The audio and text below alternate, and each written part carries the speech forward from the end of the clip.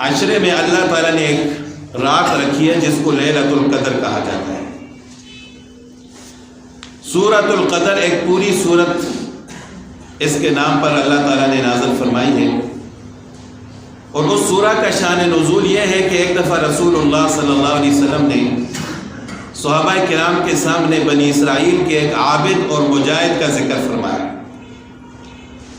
کہ بنی اسرائیل کا ایک عابد تھا، مجاہد بھی تھا، پورا دن جہاد کرتا تھا، پوری رات عبادت کرتا تھا، اور اس طرح اس نے 1000 مہینے کیا، یعنی 1000 مہینہ اس کا اسی طرح جہاد کی حالت میں اور عبادت کی حالت میں گزرا۔ تو صحابہ کرام کو بڑا رشک آیا کہ کتنا خوش نصیب شخص ہے کہ 1000 مہینے اس نے اللہ تعالیٰ کی عبادت کی، جہاد کیا اللہ کے راستے میں۔ تو اس پر اللہ تعالیٰ نے یہ سورہ نازل فرمائی، اور رسول اللہ صلی اللہ علیہ وسلم کو فرمایا کہ اپنی امت سے کہہ دیں کہ میں ایک آپ کو ایسی رات عطا فرما رہا ہوں کہ جس کی فضیلت 1000 مہینے عبادت کرنے سے بھی افضل ہے، یعنی 1000 مہینے عبادت کرنے سے زیادہ اس کا ثواب ہے۔ اب زیادہ کی کوئی یاد نہیں ہے کہ اس سے دگنا، اس سے چگنا، کتنا زیادہ اللہ تعالیٰ اس پر اجر و ثواب ہوتا ہے۔ خیر من 1000 شہر۔ تو اس سے یہ ثابت ہوتا ہے کہ یہ لیلۃ القدر اس امت کی خصوصیت ہے، پہلی امتوں کو اللہ تعالیٰ نے یہ عطا نہیں فرمایا تھا۔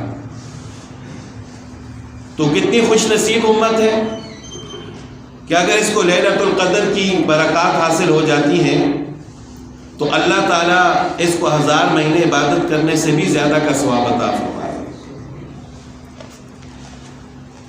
پھر اس رات کی فضیلت اسی سورہ میں اللہ تعالیٰ نے بیان فرمائی۔ 3 خصوصیات اللہ تعالیٰ نے سورہ قدر میں لیلۃ القدر کی بیان فرمائی ہے۔ پہلی خصوصیت کہ اِنَّا أَنزَلْنَاهُ فِي لَيْلَةِ الْقَدْرِ، ہم نے قرآن پاک کو لیلۃ القدر میں نازل فرمایا۔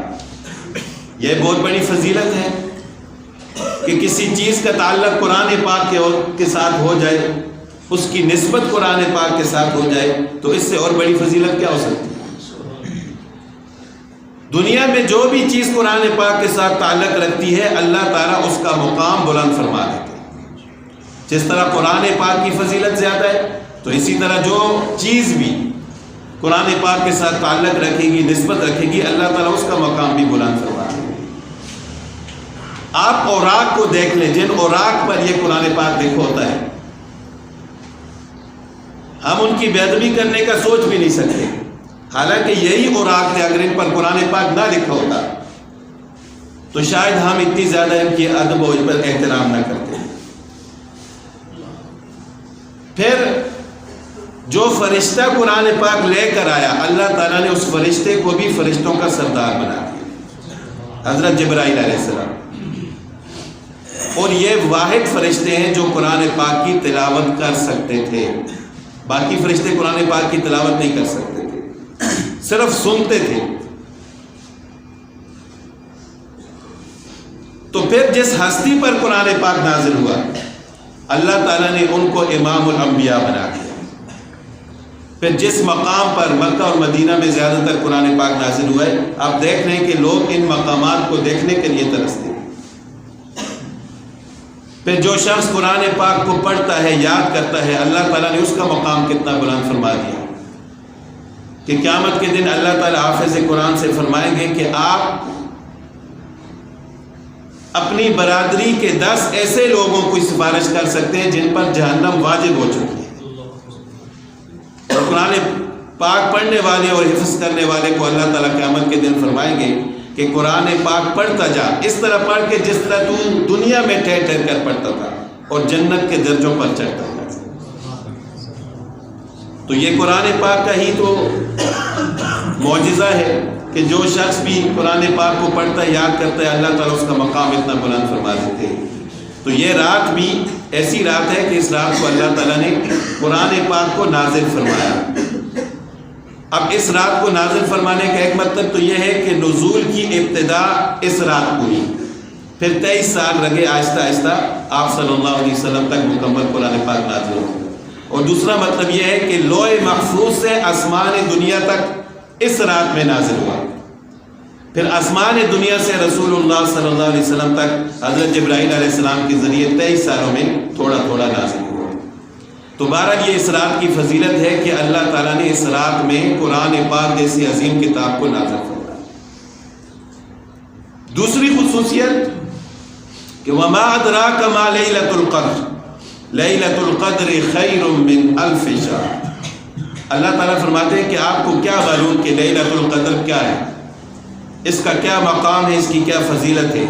لیلۃ القدر خیر من الف شہر، لیلۃ القدر میں عبادت کرنے کا ثواب 1000 مہینے عبادت کرنے سے بھی زیادہ ہے۔ کہ کوئی شخص 1000 مہینے عبادت کرے تو اس سے بھی زیادہ اللہ تعالیٰ اس شخص کو اجر و ثواب عطا فرمائیں گے جو لیلۃ القدر کو عبادت کرے گا۔ تو مغرب سے لے کر سحری تک یہ پوری رات ہے۔ اس پوری رات میں جو شخص جتنی زیادہ عبادت کرے گا اللہ تعالیٰ اتنا ہی زیادہ اس کو اجر و ثواب عطا فرمائے گا، اور وہ اتنی زیادہ برکات حاصل کرنے والا ہوگا۔ ایک حدیث میں آپ صلی اللہ علیہ وسلم نے ارشاد فرمایا کہ جو شخص لیلۃ القدر کی برکات سے محروم رہا، لیلۃ القدر کی خیر سے محروم رہا، وہ ہر قسم کی خیر سے محروم ہے۔ اب خیر سے محروم رہنے کا کیا مطلب ہے کہ مغرب سے لے کر سحری تک وہ کوئی بھی عبادت نہیں کرتا، کوئی بھی نیکی نہیں کرتا، پوری رات اس کی ایسی گزر جاتی ہے، تو اس کا مطلب یہ ہے کہ وہ بھلائی سے محروم ہو گیا۔ لیکن اگر مغرب سے لے کر سحری تک وہ تھوڑی عبادت کرتا ہے تو تھوڑا ثواب ملے گا، تھوڑی برکت حاصل ہوگی، زیادہ کرے گا تو اس کو زیادہ برکت حاصل ہوگی، لیکن حاصل ضرور ہوگی۔ بعض لوگ یہ سمجھتے ہیں کہ کچھ مشاہدات نظر آتے ہیں، کچھ نشانیاں نظر آتی ہیں، وہ اگر نظر آئیں تو وہ لیلۃ القدر ہوتی ہے۔ اس میں کوئی شک نہیں کہ وہ چیزیں، وہ نشانیاں نظر آتی ہیں، لیکن ہر کسی کو نظر آنا ضروری نہیں ہے۔ وہ اللہ تعالیٰ کے خاص برگزیدہ بندے ہوتے ہیں جن کو نظر آتی ہے۔ لیکن اگر نظر نہ بھی آئے تو جس شخص نے جتنی عبادت کی اللہ تعالیٰ اس کا بدلہ ضرور اس کو عطا فرمائے۔ اس بلائی میں سے اس نے کچھ نہ کچھ ایسا ضرور حاصل کر لیا ہے، چاہے اس کو نشانی نظر آئی ہے یا نہیں آئی۔ پھر اللہ تعالیٰ یہ چاہتے ہیں کہ یہ بندے میرے در پر آئیں اور زیادہ سے زیادہ عبادت کریں، اس وجہ سے اللہ تعالیٰ نے اس رات کو متعین نہیں فرمایا۔ یہ نہیں فرمایا کہ یہ ایک رات ہے بس اس رات کو عبادت کرو، بلکہ حضرت عائشہ رضی اللہ تعالیٰ عنہ فرماتی ہے کہ رسول اللہ صلی اللہ علیہ وسلم نے فرمایا کہ لیلۃ القدر کو رمضان کے آخری عشرے میں تلاش کرو۔ تلاش کرنے کا کیا مطلب ہے کہ یعنی ہر رات یہ سمجھو کہ شاید یہی لیلۃ القدر ہو، اور لیلۃ القدر کی برکات اور بھلائی حاصل کرنے کی کوشش کرو۔ اور پھر آخری عشرے میں بھی طاق راتوں میں زیادہ اہتمام ہوتا ہے، اور روایات میں آتا ہے کہ یہ ہر سال تبدیل ہوتی رہتی ہے، یعنی اس سال اگر 25 ہے تو ہو سکتا ہے آئندہ سال 27 ہو۔ تو یہ اللہ تعالیٰ کی ایک حکمت ہے۔ تو بہرحال اس کی بھلائی سے محروم نہیں رہنا چاہیے۔ اب دیکھیں کہ مغرب سے رات شروع ہوتی ہے سحری تک، اس میں مغرب کی نماز بھی ہے، عشاء کی نماز بھی ہے، فجر کی نماز بھی ہے، نماز تراویح بھی ہے، تہجد بھی آتی ہے۔ پھر اس کے علاوہ قرآن پاک کی تلاوت بھی کر سکتے ہیں، اور بھی جتنی عبادات، نفلی عبادات انسان کرنا چاہے وہ کر سکتے ہیں۔ تو جتنی زیادہ کرے گا اتنی زیادہ اجر و ثواب اور بھلائی ہے۔ اگر صرف فرض نماز پر اکتفا کرے گا تو پھر بھی بھلائی حاصل ہوگی لیکن کم ہوگی۔ تو زیادہ سے زیادہ بھلائی حاصل کرنے کی کوشش کرنی چاہیے۔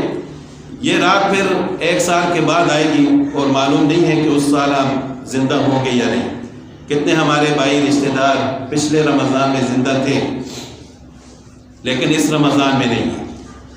تو جس طرح حدیث میں آتا ہے کہ ہر نماز کو آخری نماز سمجھ کر ادا کرو، تو اسی طرح ہر رمضان کو بھی اپنی زندگی کا آخری رمضان سمجھنا چاہیے۔ تو بہرحال یہ لیلۃ القدر کی دوسری خصوصیت تھی۔ اور تیسری خصوصیت کہ تنزل الملائکۃ والروح فیہا، تنزل الملائکۃ والروح فیہا باذن ربہم۔ یہاں پر روح سے مراد حضرت جبرائیل علیہ السلام، یعنی جبرائیل علیہ السلام جو فرشتوں کے سردار ہیں، وہ فرشتوں کا ایک لشکر اور جماعت لے کر آسمان سے نازل ہوتے ہیں، اور جو لوگ اللہ کی عبادت میں لگے ہوتے ہیں ان کو سلام کہتے ہیں اور ان کے لیے رحمت کی دعا کرتے ہیں۔ تو اللہ تعالیٰ سے یہی دعا ہے کہ جب جبرائیل علیہ السلام تشریف لائیں تو ہم اللہ کی عبادت میں لگے ہیں۔ ہماری زبان پر اگر ہم نماز نہیں پڑھ رہے تو ہماری زبان پر اللہ کا ذکر ہو، درود شریف ہو، استغفار ہو، اپنے گناہوں کی معافی مانگے۔ تو یہ ایسی فضیلت والی رات ہے، اس رات سے انسان کو فائدہ اٹھانا چاہیے کہ فرشتے بھی انسان کے لیے رحمت کی دعا کرتے ہیں۔ اللہ تعالیٰ میں اس رات کی فضیلت حاصل کرنے کی توفیق عطا فرمائے۔ پھر رمضان